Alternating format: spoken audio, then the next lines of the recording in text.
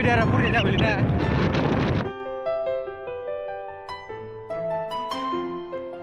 मानास हाग्रामायाव सफैनाय जाबाय कारेन्ट बोगोन नामा निबालाय ए बोआलै जाबाय दांलायगौसो मोनायावसो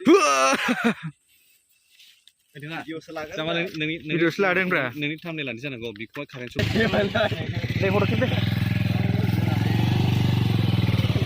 वाव Her alarm goes off and she gets up to watch the morning news.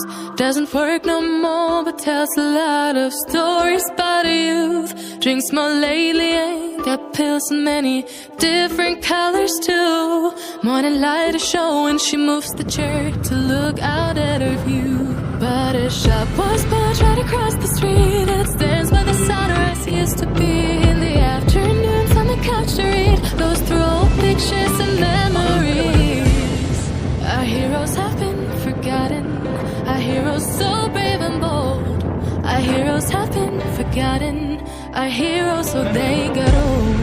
Our heroes have been forgotten, our heroes so brave and bold. Our heroes have been forgotten, our heroes so they got old.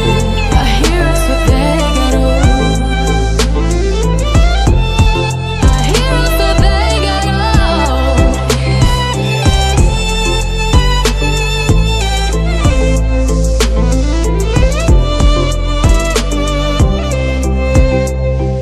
Smiles they fade because her daughter only visits once a month. Since she got a family of her own, it's kept the two apart. Used to have so many visitors. Ting ting ฉันรู้เงา Heroes so brave and bold. The heroes have been forgotten. Our heroes so big.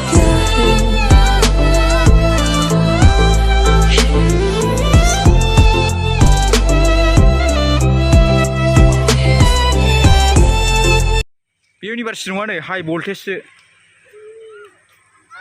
Voltage ओयाव नै इराबट दङ इराबट हाजोसिम दावखौ मोनो इराबट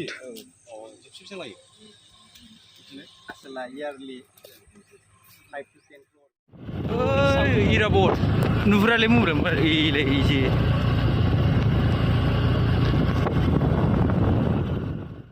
मासि खाफाल गारलै बेयाव हाबनो मोनानो जोंहा बरियामोन जायगायानो सिङाव हाबहोआनो जोंखौ आयै मासि मोजां जायगाया सिङाव फट' लाहैजागौमोनलै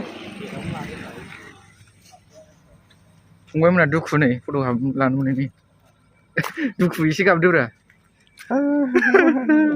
लोगोफोर फट' लानो थाखाय लोगोफोर आंनियाव फैदो मोनसे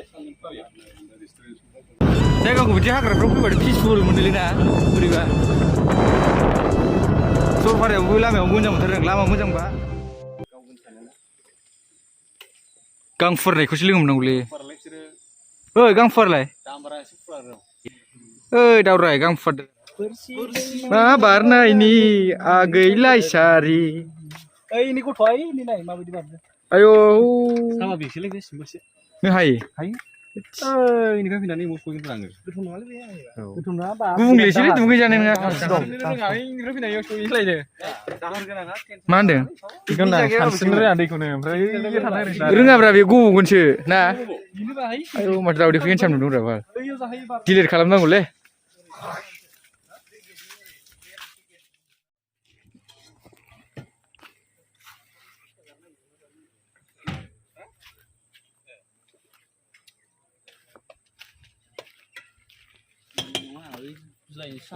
फुसका खय थाखानि जागोन प्लेट मोनसे थिंख्लां बिदै होनो नामा बेखौ